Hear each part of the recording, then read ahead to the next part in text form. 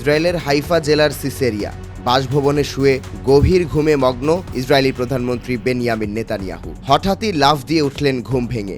দেখেছেন দুঃস্বপ্ন।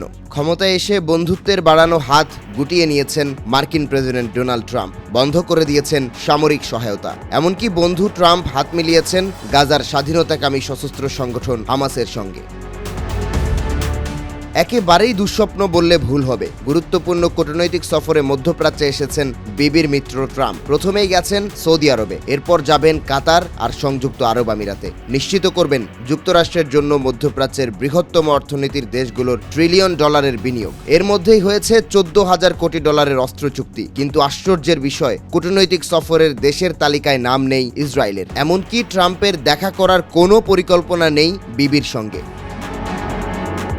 কয়েকটি সূত্র বলছে, নেতানিয়াহুর সঙ্গে সব ধরনের যোগাযোগ বন্ধ করে দিয়েছেন ডোনাল্ড ট্রাম্প। ইসরায়েলের সঙ্গে সম্পর্ক স্বাভাবিক না করলেও সৌদি আরবের সঙ্গে ট্রিলিয়ন ডলারের বাণিজ্য চুক্তি করবেন ট্রাম্প। মঙ্গলবার মার্কিন ইসরায়েলি 21 বছর বয়সী বন্দী এডেন আলেকজান্ডারকে মুক্তি দেয় হামাস। এর মধ্য দিয়ে আরও ধোঁয়াশা তৈরি হয় নেতানিয়াহু ট্রাম্প সম্পর্কে। এই বন্দি বিনিময়ের ইস্যু নিয়ে মধ্যস্থতা করেন ট্রাম্পের দূত, কিন্তু তা ঘুণাক্ষরেও টের পাননি বিবি। পুরো বিশ্ব জানার কিছুক্ষণ আগে নেতানিয়াহু জানতে পারেন একজন বন্দীকে মুক্ত করছে হামাস।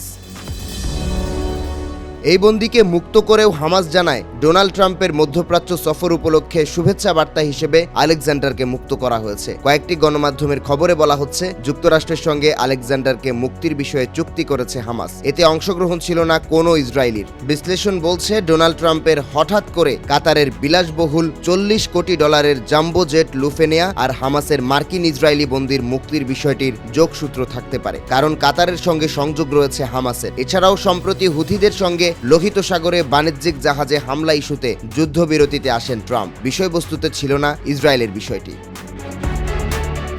ডোনাল্ড ট্রাম্পের মধ্যপ্রাচ্য সফরের সময় মার্কিন ইসরায়েলি বন্দীর মুক্তি, নেতানিয়াহুকে এই বিষয়ে অবগত না করা, মধ্যপ্রাচ্য সফরে এসে ইসরায়েলে সফর না করা, নেতানিয়াহুর সঙ্গে যোগাযোগ বন্ধ, সব মিলিয়ে ট্রাম্প নেতানিয়াহুর বন্ধুত্ব যে কাঁচের মতো টুকরো টুকরো হয়ে গেছে তা বুঝতে বাকি নেই। মধ্যপ্রাচ্য সফরে গাজায় যুদ্ধবিরতি ইস্যুতেও আলোচনা হতে পারে কাতারের সঙ্গে, সেখানেও নেই ইসরায়েলের নাম। সব মিলিয়ে বিবির হাত এখন কপালে। জানেন না, হামাস নির্মূলের নামে গাজায় গণহত্যা চালিয়ে যেতে যুক্তরাষ্ট্রকে আর পাশে পাবেন কিনা।